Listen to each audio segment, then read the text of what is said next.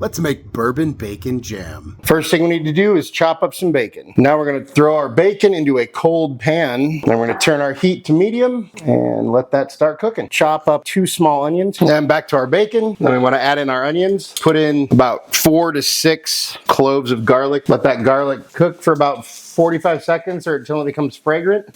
And then we stir it in. Now we add 1 cup of brown sugar, 1/4 cup of red wine vinegar, 2 tablespoons of balsamic vinegar, 1/4 cup of bourbon. And we stir that in, and then we let it simmer. Now we add a little bit of black pepper, a little bit of cayenne pepper, and 6-ish sprigs of thyme. Now we stir this in, let it simmer a little bit more, remove the thyme, kill the heat, give it 1 more stir. And now we're just gonna leave it till it cools completely. This is our bacon jam.